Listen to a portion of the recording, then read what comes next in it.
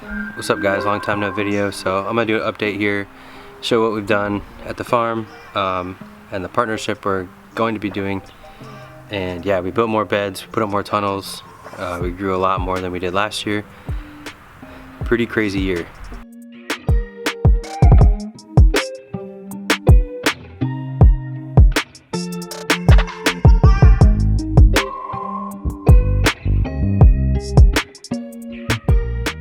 If y'all remember our new dog Luna, she's been off the leash chilling, trained up pretty good for like 6 weeks now, I think. Luna, good girl. What's up? What's up, George? Long time no see for the camera. Yeah, I know, right? It's been forever. I'll say, or what are you doing? Starting seeds, still. Not as much anymore, but Yeah. it's still good to have them, I think. Better to have them than not. Yep. This is some of the row cover we've been doing today, getting ready for the first frost. Crazy. I'm like, still not ready for summer to be over, or it doesn't seem like it. Yeah. So y'all probably remember building plot 10. That was back in March, April-ish. But we built this out late summer, early fall. This is plot 11, it's just what we're calling it. We just filled it full of greens because it gets shaded, and just to get it in production and see what it can do. It's done pretty good, but it's definitely the worst soil that we have. So here's one of the tunnels in plot 10. Chard, collards, beets. Go to the other tunnel here. I'm gonna make this video pretty chill and not edit a lot, just so I can get it out to you guys. Carrots, kale. And we got baby kale mix, salads, and more collards. So we're still selling to the Honey Hog every week. And so there's plot 10, and this is our front yard. When we prune these trees, I talked about putting this in production here. So there's 4 beds there. That's also pretty rough soil, so definitely gonna get that tested this year and see how to make that better.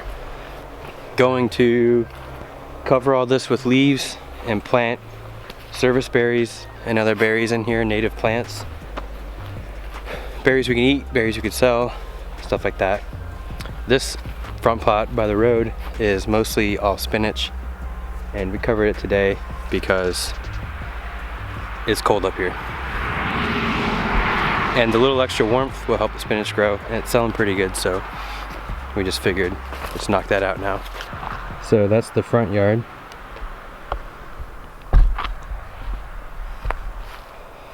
And over here, it's plot 1. We grew a lot in here this year. It's doing pretty good now. Spinach, bunching onions. Just seeded some carrots for early spring. Got some cabbages here. And tunnel 1. Spinach, carrots, cabbage, kohlrabi.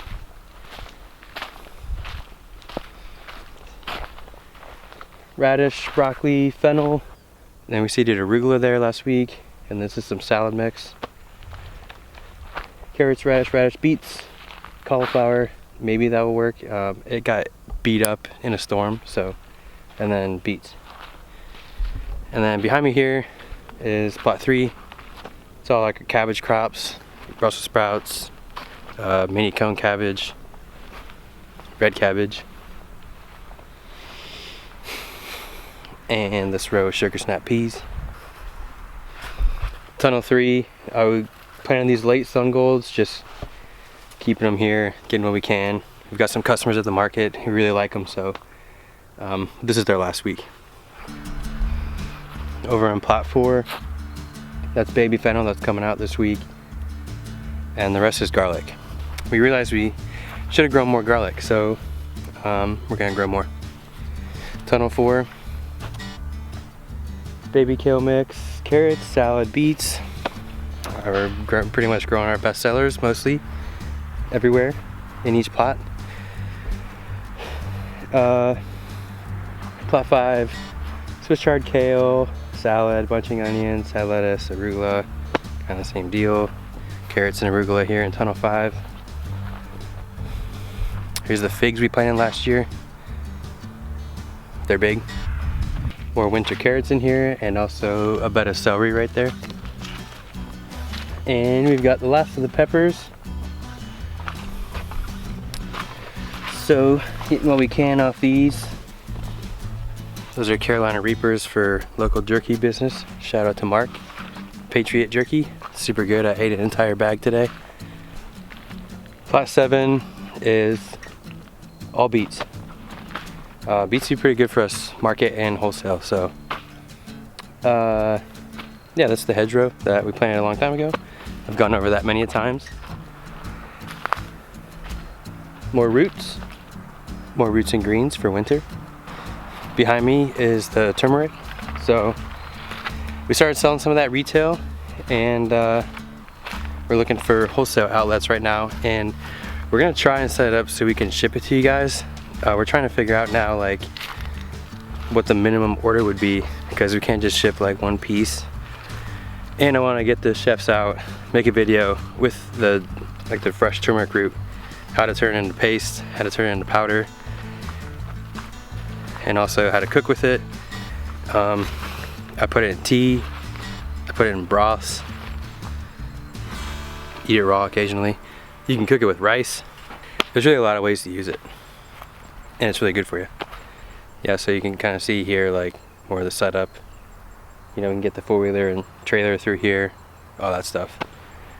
More roots and greens in between here, and greens and bunching onions in here. Got a lot more leaves from the city again this year. Moved the old pile this way. It's really broken down a lot, and they've been bringing more loads when they can. So a lot of that we're gonna put in the walkways like we've done here, and use them a lot of ways, really. And use them for mulch, like on the garlic. May use it to cover the turmeric to use, and then use the ground for storage for the turmeric and pull it when we need it. And the food forest project, I've been working a lot on that. I'm gonna go in the woods so y'all can see the difference, hopefully. And yeah, I've probably cut down, I don't know, hundreds, maybe 1,000 trees, so we can get more sunlight. So a little backstory on this, if y'all don't remember, or if this is the first time hearing about it. This was just a woods that was here, and like a lot of woods, they're really overgrown.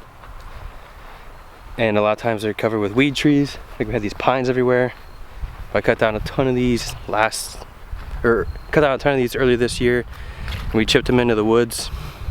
So this line was all the way out here with just thick pine foliage. Eventually all the pines are gonna come down. So as we're getting into here, there are some leaves falling off the trees, but literally no sunlight got back in here. And the reason we're taking these trees out, this is permaculture, permanent agriculture.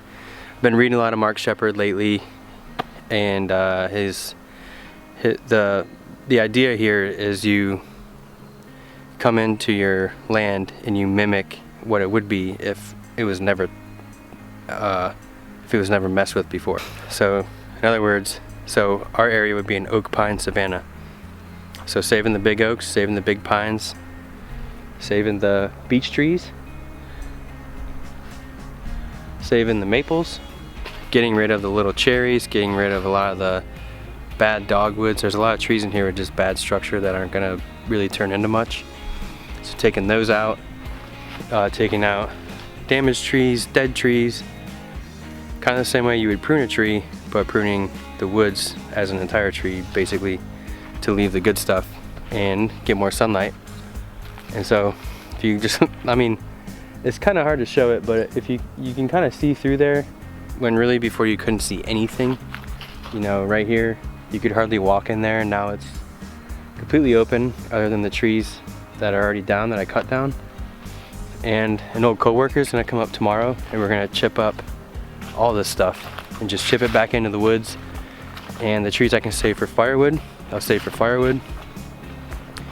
Maybe save some stuff to make biochar, and there's some logs in here. I'm gonna do mushrooms back in this more shaded area back here. But there's an area that I kind of finished cutting already, and I want to show you guys the difference in the canopy. So this is kind of what everything was like. Super thick canopy, overcrowded. And this is a spot that I've put a lot of work into, and you can see how much more clear this is. And when you look at the canopy,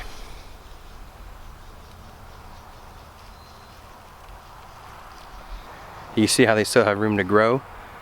And you have the understory trees, and there's the medium story trees, the hickory. And in here we're gonna be, well, we planted pawpaws over here, and this is where the service berries will go. So this spot is actually going to be something different. I'll get into that in a second. But you can see back through here, you can see the tunnels through the woods now. Huge difference. So sun comes up this way in the summer, comes right over the woods. Now it's coming up farther that way and going this way because it's fall, it's almost winter. Yeah, here's some of the brush piles I've been making, and some more over here. Yeah, once this is cleaned up and chipped up, it's going to be way easier to see everything, and I'll show more this winter with some tree pruning and maybe some rigging or something that'll help people out in their woods. And the plants that we're going to put in here, a lot of different plants. You know, these areas that get more sun than others are going to be berries, and we're just going to try and integrate the woods into the vegetable side because it just makes sense, and we can use this as a growing space when really it was just sitting here. So the thing with the permaculture side of this is you have layers in here that are like carbon traps. And so as far as building soil, or if you're going to be making compost tea and using indigenous microorganisms, it'll really help bring the life of the forest soil and put it into the vegetable soil.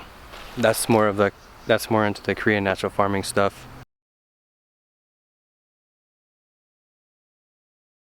But yeah, I like woody plants. I like working with trees. I used to be an arborist, so I have the skills to make it happen, so I might as well do something with it. And Tori keeps bugging me for berries, so you can definitely see how much more open this is than it was last year. I'll find a clip from last year so you guys get an idea of how thick and ridiculous it was in here.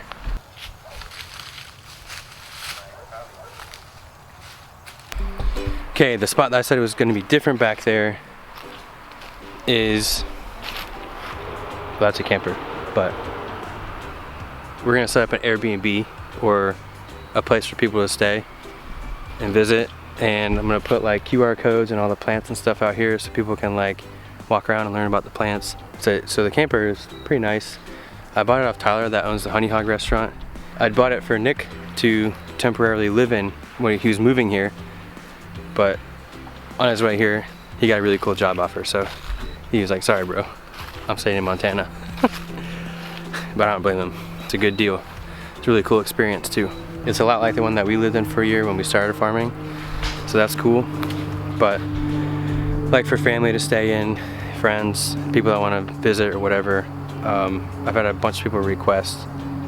So yeah, it won't be free because we have to pay for that thing and pay for the water and electricity and all that stuff, but just trying to do something different.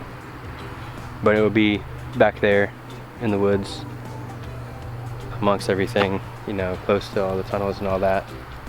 Yeah, so that's a new project. All right, the partnership part. Let me see. On the subject of trailers, here is the enclosed trailer that I bought off Brandon from Raising Roots Farm, which I'm about to go to show you guys.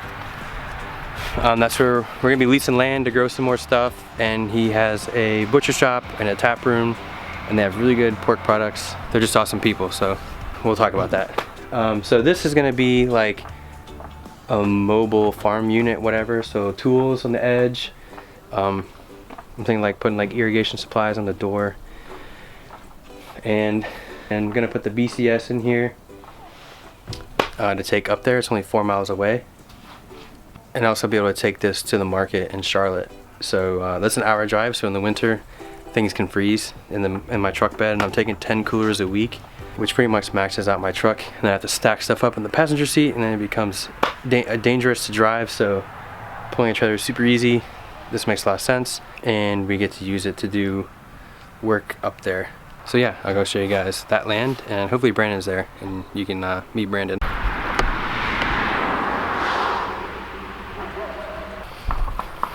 Alright guys, so at Brandon's, or Raising Roots Farm, and this is the spot released in here. Pretty decent spot. So I can put 4 plots here, so 40 beds, and access to water, electricity. Pretty cool. So the tarps are down now to kill off all the grass and stuff. And I brought the mower out today to see if I can fit. There's another plot that's gonna go this way, but I kind of want it to go that way because it's flatter. So I gotta see if 40 by 100, which is the plot size for 10 beds, will fit that way or not. A lot of it's shaded now, but it does get good sun in the summer. So you know, as the sun gets lower in the sky, the shade that's casted is a lot longer. That's okay. It's just something you deal with. And one thing that's already here, we can't really use it, but that's a garden for veterans. So there is a nonprofit here that put these up. That's not part of what we're doing, but you know, when we have extra food out here, it is going to somehow benefit veterans, which is cool. I was in the military too, so I'm glad we can do something like that. So Brandon's in a meeting, so I guess next time I come up, I'll bring the camera. That way you guys can hear about his pig operation. He's into aquaponics too. I know I've ripped on aquaponics and hydroponics a lot. It's okay, it doesn't really bother me. But we'll discuss it eventually. Aquaponics versus soil, I'm sure. And also the butcher shop, which is really cool. So yeah, this is what we've been up to. I'm gonna get back to work before we lose daylight, because I still have stuff to do at home. Figure out if we can make this fit, and then hopefully get this video up. So thanks for watching, guys. More videos to come. Building all this out so that anybody that's building out garden beds or a small farm or whatever, you can see the whole process again, even though I already showed it for our place. This would be a lot faster because we already have resources and we don't have to slowly cash flow everything. We're ready to do it. What's up? So with that rain jacket. Yeah, the Revolution race. We showed it last time, but now that summer's over, we're really getting to wear their gear more, and I love it. I love these pants. They're the tights. They have the like reinforced knees so that I can get down on my knees when I'm harvesting, which is good because I would never do that with my other tights because they're not like strong enough. And then this coat has been super warm. I packed pre-orders in the cooler with this. They actually work in the rain too. Yeah. Like actually repel the rain. Yeah, they do. So pretty awesome. They have a discount code on Amazon. Casey will leave that in the description.